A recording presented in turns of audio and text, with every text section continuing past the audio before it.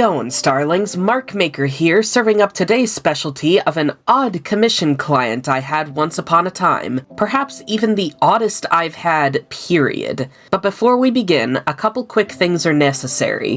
1.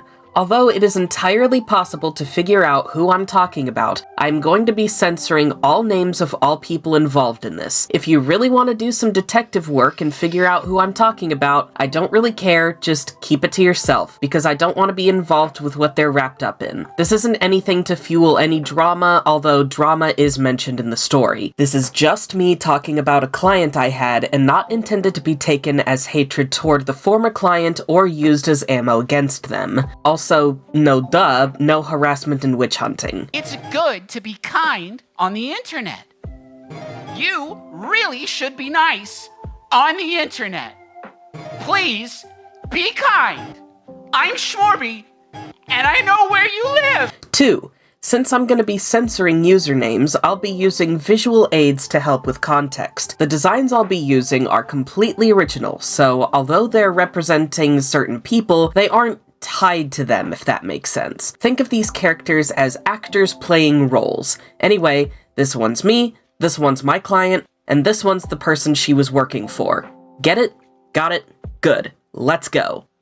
So, this story started in late 2020. A mutual friend of ours got us in touch since she was looking for people to commission and I was open for commissions. Now, one thing I do want to mention is that something that people have pointed out about this individual in the past is that she's not really good with paying the people she hires. And in truth, I was very on edge at first, since she initially asked if paying me $5 per full package commission would work, even after I had sent her my prices so that she could pick which tier she wanted. Fortunately for me, I was very adamant about my own pricing, and after explaining to her what I charged for my work and why, she was very generous in her payments thereafter. She would tip me well and commissioned me multiple times, so I got a pretty penny from doing work with her.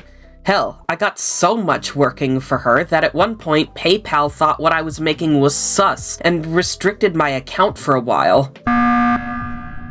However, I don't think she understood very well that I didn't see her as a friend, and that I only saw her as a client. She would have odd discussions with me from time to time, often unbidden and out of the blue, and it made me incredibly uncomfortable, especially when she would vent to me without asking and making sure I was in a state of mind to receive vents. But I'm getting ahead of myself. One thing she wanted to talk about in particular, for some reason, was my dead name, because at the time, I was still in the process of getting my name changed legally, and due to legal reasons, my dead name was still on my PayPal, where I was accepting her payments. And even though I told her I go by Mark and use non-feminine pronouns, she would continue to ask on multiple occasions if I was trans, what FTM meant, and things like that. And normally I don't mind very much, and I gave her the benefit of the doubt with questions like that, since she's also trans. But the fact that she would ask me about these repeatedly is the thing that gets me.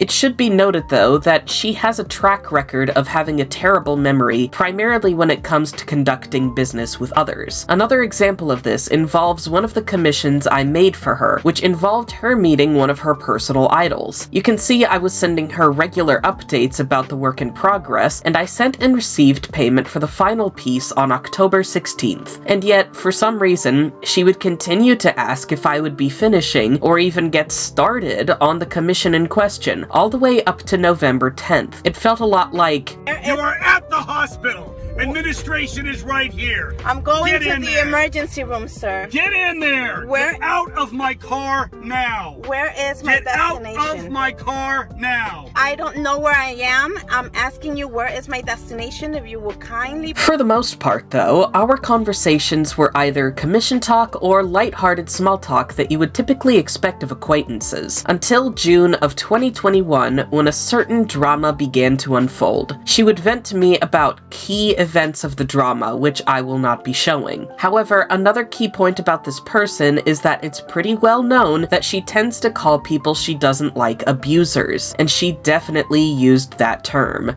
For those of you wondering, no, she wasn't actually abused, but I won't be going any further into that. But I do want to talk about some of the things she told me during this time that I thought was kind of sus. For one thing, when she was talking about the person who hurt her feelings, she told me, quote, "His team is young. He can come across as a creep." Which made me raise an eyebrow for two reasons. One, I know who she was talking about. Not personally, but I've been a fan of his content for several years, and he has made it known on multiple occasions that he is asexual, and if my memory serves correctly, a sex-repulsed asexual at that. He's had false accusations of that sort thrown his way before in the past as well. Accusations which were without any merit or proof and were debunked years ago. 2. I have a young mod team, a couple of which at the time of scripting are under 18. We're all friends, I'm always responsible about what I show and tell them, the mods who are minors have no access to the 18+ rooms, etc, etc. I know that sometimes having a young mod team can come off as creepy, but it doesn't automatically mean that something is up, and it surprised me that she didn't consider this. If anything, she held onto it in our DMs like it was a sticking point, and something that she was considering using against him, despite me telling her that, unless she had solid evidence to the contrary, he needed to be given the benefit of the doubt on that point in particular. Luckily, since what happened between the two has gone public since then, I don't think this whole thing was ever brought up, so at least there's that. She also talked about how, "Oh, he didn't pay me enough. He underpaid me and I was never given a raise." And meanwhile, here in the present day, I'm just side-eyeing the whole $5 per commission thing, among all the other testimonies I've heard of her paying the people who work for her even less than what she was getting from him. So... But yeah, on top of all of those, as well as the full details of the drama of which I will not speak, she would vent without asking first about how she was losing friends. More than vent, she would rant, sending several long messages in a short span of time. And again, as a reminder, I did not think of her as a friend. She was just a client of mine. I don't know why she thought she had to turn to me like, "Ma'am, this is a Wendy's." I think the most ironic series of messages I got from her, though, were these ones that came in on June 8th, especially through the lenses of hindsight.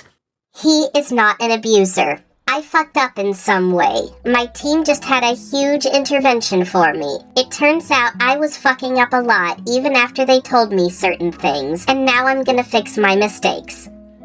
Yeah, how's that going for you? You know, now that you've made, like, multiple videos calling him an abuser, one of which is, like, 3 hours long and displays your narcissism like nothing else. You seem to understand everything perfectly at this point in time. What changed? You were so close!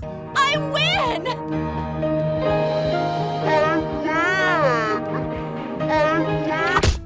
But, yeah, at that point, our conversations were just about over.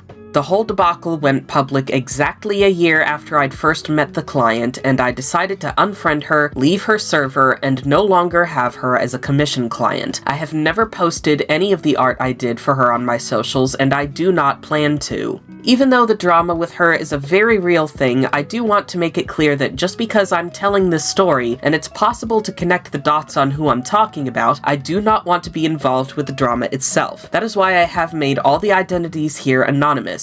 If you figure out who it is I'm talking about, nice detective skills. Now keep it to yourself. And before we wrap up this video, I'd like to present a little segment called Not Sponsored By, where I show you all something that I think is genuinely worthwhile and is not part of a paid deal or sponsorship. And this video is not sponsored by Be Real. Something I've been wanting to do for a while is learn to be more comfortable taking selfies, and Be Real is something that's been helping me with that. On Be Real, you take 2 pictures at the same time, a selfie and whatever's going on in front of you. It's a fun way to share what you're doing at any given point of the day. Plus, as an added incentive to take selfies, Be Real has a system where you can only view others' selfies that day if you post a selfie that day. It's a lot easier to understand if you give the app a try, so feel free to download it, give it a shot, and don't worry, it's ad-free. If you want to add me there, a link to do so will be in the pinned comment. Anyway, that's all for this video. I hope to have more story times made in the future, so if you're interested, be sure to leave a like if you enjoyed this video, subscribe, and click the bell to know when I upload more stories or animations. Thank you for watching, and I hope to see you next time. But for now, this Starboy's gotta blast off. Peace out!